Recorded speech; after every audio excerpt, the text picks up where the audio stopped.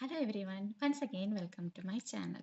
ഇത് നമുക്ക് കണ്ടിന്യൂഡ് കെയറിൻ്റെയും കണ്ടിന്യൂഡ് കെയർ, കണ്ടിന്യൂയിങ് ഓൺഗോയിങ് ഈ കെയറിൻ്റെ എല്ലാം ഡിഫറൻസ് നോക്കാം. അതായത് ഇപ്പോൾ പോയിന്റ് ലെറ്ററിൽ നമ്മൾ എപ്പോഴും യൂസ് ചെയ്യുന്ന വേർഡ്സ് ആണ് ഈ ongoing care, follow up care, continued care. ഇതെല്ലാം നമ്മൾ സാധാരണ യൂഷ്വലി എപ്പോഴും യൂസ് ചെയ്യുന്നതാണ്. പക്ഷേ മിക്ക സ്റ്റുഡൻസിനും ഒരു ഡൗട്ട് ഉണ്ട്, ഇതിന് തമ്മിൽ ഡിഫറൻസസ് എന്താണ് ഇത് രണ്ടിൻ്റെയും വ്യത്യാസം, മെയിൻ വ്യത്യാസം എന്താണ്?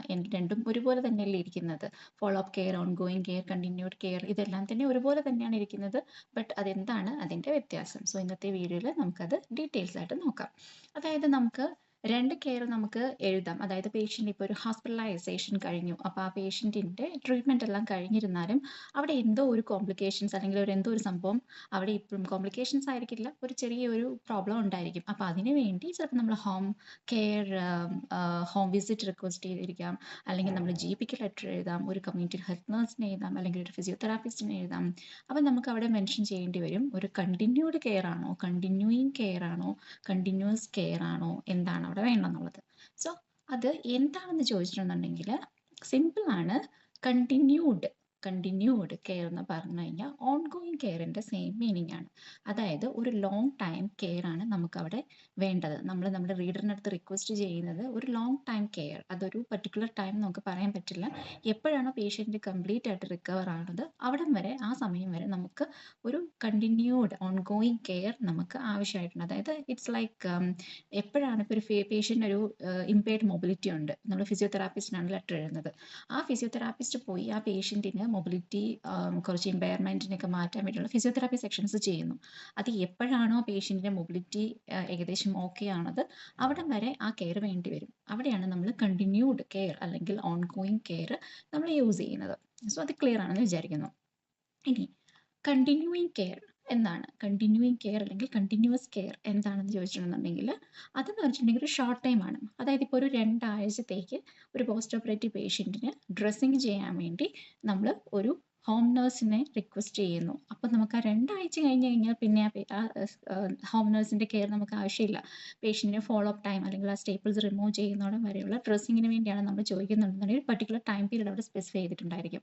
സോ അവിടെ നമുക്ക് കണ്ടിന്യൂയിങ് കെയറിനോ അല്ലെങ്കിൽ കണ്ടിന്യൂസ് കെയറിനോ നമുക്കവിടെ എഴുതാം. അതായത് പർട്ടിക്കുലർ ടൈം പീരീഡിൽ ആ കെയർ തീരും, അവിടെ വരെ മതി നമുക്ക് ആ പേഷ്യൻ്റ് കെയർ കൊടുക്കേണ്ടി വരുന്നുള്ളൂ.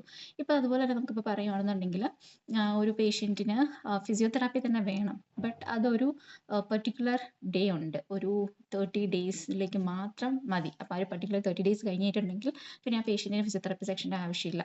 അങ്ങനെ ഉണ്ടെന്നുണ്ടെങ്കിൽ മാത്രം നിങ്ങളവിടെ കണ്ടിന്യൂസ് കെയർ എന്ന് എഴുതുക അല്ലെങ്കിൽ കണ്ടിന്യൂയിങ് കെയർ എന്ന് എഴുതുക. ബട്ട് അതൊരു ലോങ് ടേം ഫിസിയോതെറാപ്പിസ്റ്റിന് വേണ്ടിയുള്ളതാണെന്നുണ്ടെങ്കിൽ കണ്ടിന്യൂഡ് കെയറിന് യൂസ് ചെയ്യാം. സോ ഇത്രയേ ഉള്ളൂ ഈ രണ്ട് വ്യത്യാസവും. So I think it's clear for you.